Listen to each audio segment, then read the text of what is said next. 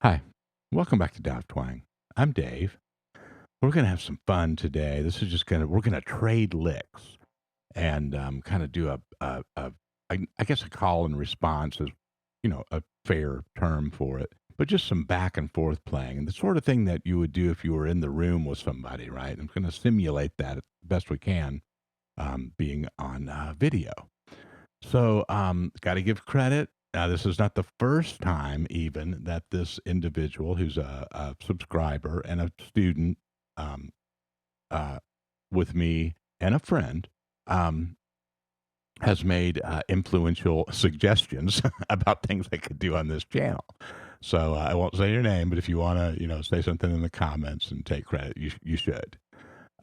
So I was thinking about this over the weekend, a lot of different ways to go about this or whatever. And we'll see. I'd like to get feedback from you all, just, if this is something that you enjoy and think it helps, and then other ways that we can improve on it.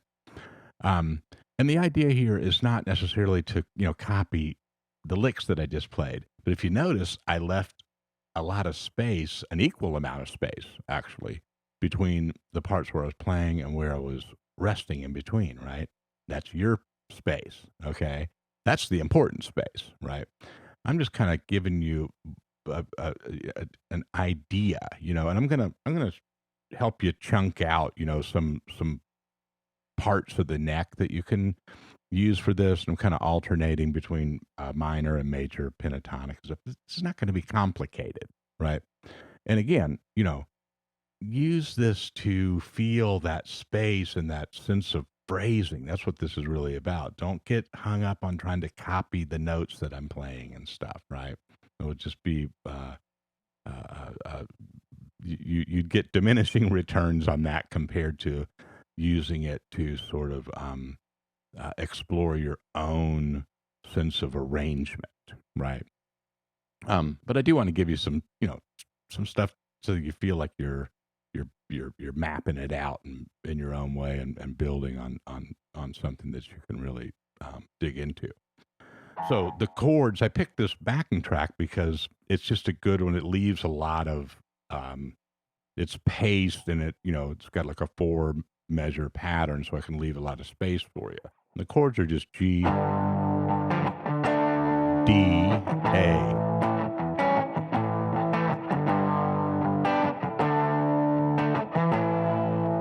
Okay.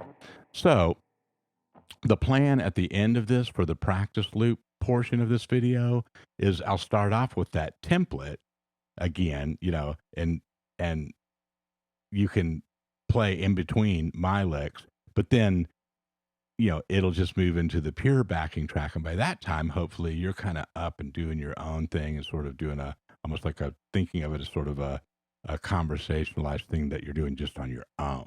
That's kind of the goal here. So let's look at some of the, let me put this track on and I'll kind of show you what I was doing, just the general areas and things.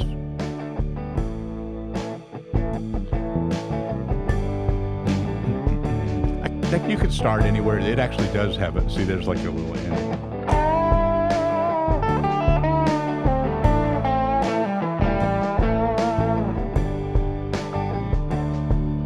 That's you.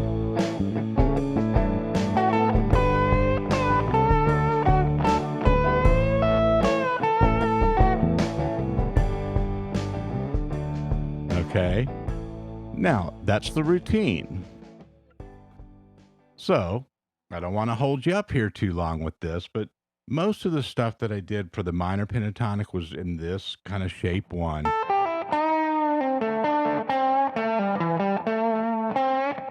Okay. And I think I did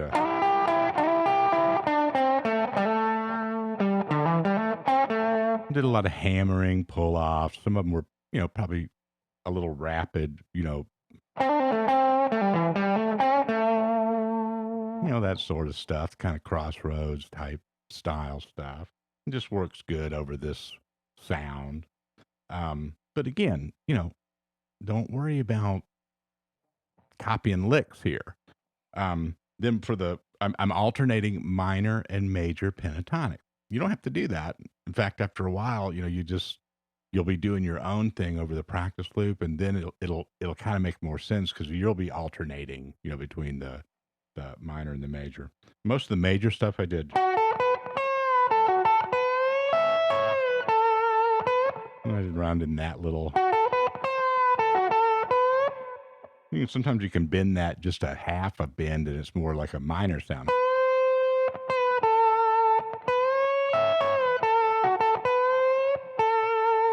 Right? Don't get hung up on it, man. This is just that's a good little shape to use. Here's a little minor shape. Right? Those are nice because they're kind of right next door. You can use that for minor.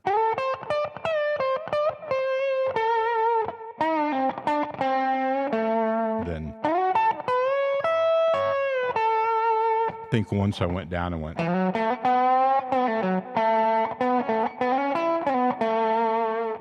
use something down in that position. But when you have all this space in between and you're resting, you're not as like frantic about what your next move is going to be, right? And I found that even when I was doing this, making the templated part for you, I felt so much more relaxed and like I was like, and this is therapeutic stuff, I mean, it helps your you know uh, musicianship, but it also just kind of, to me, just kind of helps me stay, you know, um, more paying attention to the notes that I'm playing when I am playing, right? Because I'm not just constantly playing, right? Something that we're all probably a little bit susceptible to. So don't want to hang you up. That's that's the plan. Now you can go back to the beginning of the video as many times as you want and go through that routine with me, right? Because it's just the first thing that pops up, right? So it's easy to just back it up and do that. But then after a while, go to the practice loop.